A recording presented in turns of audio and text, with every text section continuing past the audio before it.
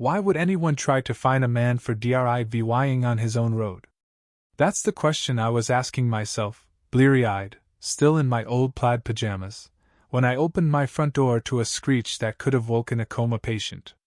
It was barely 7 a.m., my coffee was going cold in a chipped mug, and there she was, Linda Grayson, self-crowned Empress of the Pine View Estates HOA, standing just beyond my creaky iron gate, while viewing a neon orange paper like it was a royal decree. Her voice rattled the morning air, sharp as a chainsaw. "You'll pay this due law $1,500 fine, Tom, or I'll have your truck towed off this road by county order." I blinked, took a slow sip of coffee, and tried to process the absurdity. Across the gravel, Linda stood with a clipboard clutched like a shield, her smug grin screaming she'd already won. She slapped the paper onto my gate, the words, "Violation Notice, Road Encroachment," scrawled in thick marker, the fine amount circled like it was a game show prize.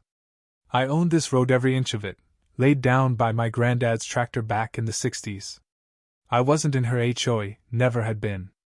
"Linda," I said, voice calm as a summer pond, "I don't belong to your little club."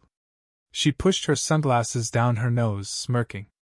"Oh, Tom, that's where you're wrong. We voted last week. Our boundaries just got bigger." I laughed so hard I nearly choked on my coffee. Linda stood there, expecting me to crumble, beg, or throw a tantrum. Instead, I wiped my nose, leaned on the gate, and said, "You're trespassing on my land, Linda, and you just poked the wrong bear." Her eyes narrowed, confusion creeping in, but I was already grinning. Tucked away in my granddad's old filing cabinet was a document that'd make her rulebook look like a toddler's scribbles. 3 weeks earlier, my life was as thrilling as plain oatmeal. Retired from land surveying, I'd bought this quiet slice of countryside 5 years ago, built a simple life, mornings on the porch, fixing fences, reading the paper cover to cover. My only neighbor out here was a gruff ex-trucker named Ed, who spoke in grunts and left me alone.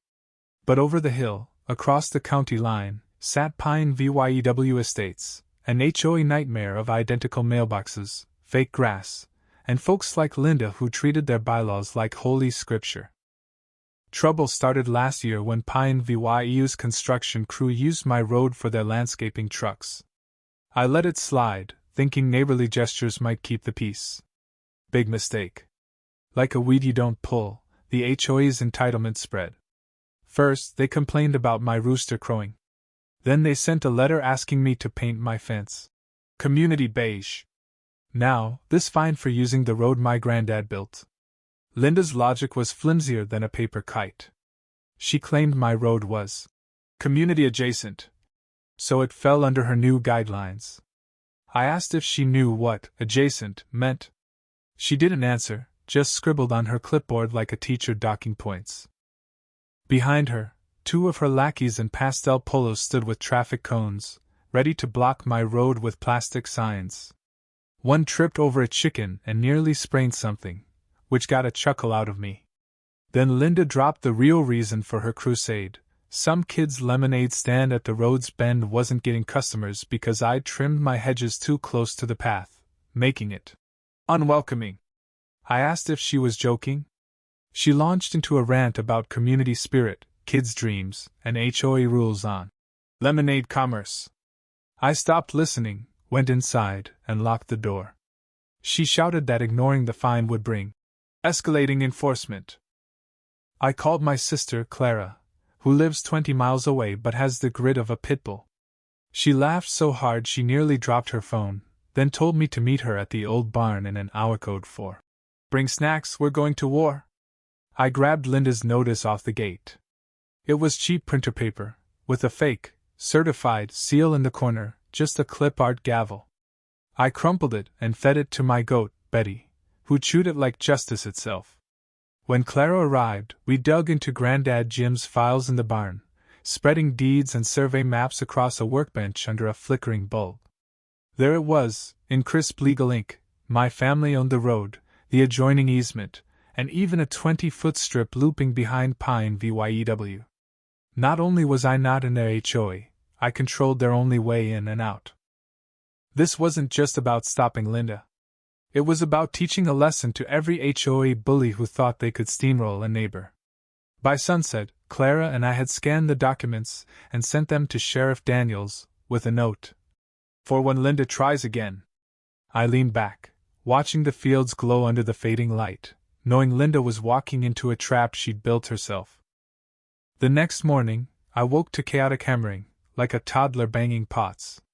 Outside, Linda and her polo shirt posse were back, setting up a circus on my road, zigzag cones, a table with HOA flyers, a whiteboard screaming, "Community Checkpoint," in pink marker.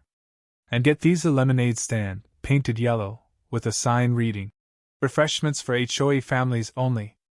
A glass jar sat labeled, "Toll donations welcome."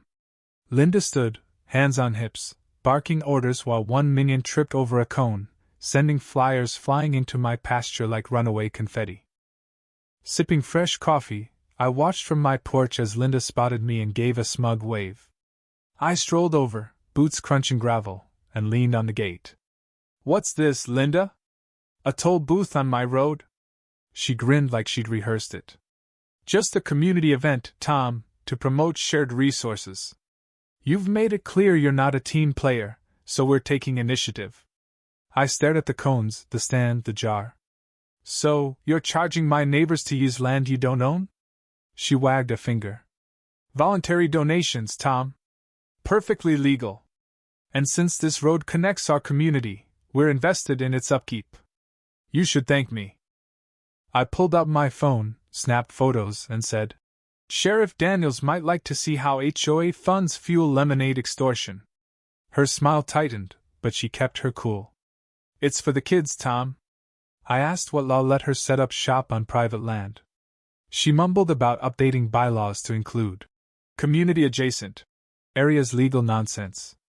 By noon, HOA folks rolled up in golf carts and SUVs, confused but dropping cash in the jar, sipping lemonade like robots. One guy asked why he was paying to get home. Linda called it a road maintenance trial. He nodded and drove off. I called Clara, who laughed before I finished describing the toll booth. "Play it out or shut it down?" she asked. I told her to let Linda dig deeper one more day of her own rope. Later, Sheriff Daniels' cruiser crept down the road. Linda rushed him, pointing at me, the jar, the cones. He listened, toothpick in mouth, then strolled over. "Nice day for a lemonade war, Tom." I grinned. "Want a tour of my toll-free road, Sheriff?" He chuckled, then asked Linda for a plat showing HOA jurisdiction. She handed him a highlighted Google Maps printout. He barely glanced at it. "Got anything official?" Her face went from pink to red. She stammered about her husband printing real documents. Daniels warned her against setting up again, citing trespassing, and drove off with a smirk. That night, an HOA member's video of the showdown spread online, shared hundreds of times. Linda's toll booth vanished, cones gone, table folded, lemonade stand stuffed in a minivan. But she wasn't done. As she left, she shot me an icy look. "The board will handle this." I stood in the quiet, her taillights fading down my road, already planning my next move. The next morning was too quiet, like the calm before a storm. I expected another stunt, but instead, I spotted two guys in khakis with a measuring wheel on my road. HOA volunteers posing as surveyors. "Preliminary boundary re-VYEW for Pine VYEW," one said, fake confidence dripping. I asked if they had permits, or knew what a surveyor does. They mumbled about community growth, and left when I mentioned trespassing laws. In the barn, Clara was knee-deep in Granddad's files. She pulled out a 1963 plat, signed by Jim Harper, showing our road and a loop easement encircling Pine VYU's back end. We could block their access, reroute deliveries, even charge for utilities if we wanted. Checkmate. We scanned everything, sent it to Sheriff Daniels, the county, and the HOA board, with screenshots pro-VYing Linda wasn't even elected president, just a loudmouth who took over. I left a packet for Linda in her mailbox, marked, "Read before your next lemonade stunt." She peeked from her window as I walked away, nervous. That evening, Daniels called. The documents checked out. The easement was ironclad. "Linda'll get louder before she quits," he warned. He wasn't wrong. The next day, Linda held an emergency HOA meeting at the cul-de-sac, with chairs, a tent, and a squealing speaker. She ranted about my hostile takeover, while vying her arms like a windmill. She proposed suing me to reclaim the road as a community utility, passing out fake ballots. The vote, 19-0, one abstained, probably the guy eating chips. It was laughable, but dangerous. The next day, a fake legal notice arrived, announcing the HOA's intent to sue. Clara and I handed it to our lawyer, Henry, who'd once crushed a telecom giant. He called it harassment, and prepped an injunction. Within 72 hours, Linda was served real legal papers at her door. She screamed, "Trespasser," at the server. Ironic. The neighborhood forum erupted, some backing Linda, others fed up. A retired judge posted why her case was baseless. In court, Linda's legal consultant wasn't even licensed. Henry presented our deeds, plats, and her toll booth vy Dale. Linda offered pamphlets and a speech about suburban unity. The judge ruled in my favor, confirmed my ownership, and slapped Linda with a harassment injunction. Outside, Clara and I laughed quietly. Linda clutched her files, fuming. The HOA apologized, admitting Linda's presidency was never official. They asked for limited road access. I said I'd consider it, but only if they admitted my land was forever outside their reach. Weeks later, Sheriff Daniels brought a letter from Linda. "I apologize, Tom," it read, with a USB of her stepping down, admitting I owned the road. Clara smirked. What broke her? Maybe the court, maybe the neighbors, maybe exhaustion. HOA folks started bringing pies, helping with fences, even kids' thank you notes, for biking on my road.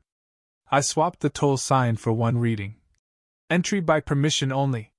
Respect private property. Clara sold. Not in your HOA, Linda. Shirts at the market, they sold out fast. Linda went quiet, gardening and avoiding my road. The fight was over. My road stood as proof. Draw a line, hold it firm, and even the loudest bullies learn. One spring morning, coffee in hand, I watched dust drift across the gravel. Clara brought a county letter, final proof of my ownership. We laughed about burying it for future Karens to find. As the sun set, I stood by the gate, not guarding, just breathing easy on the road I'd always called mine.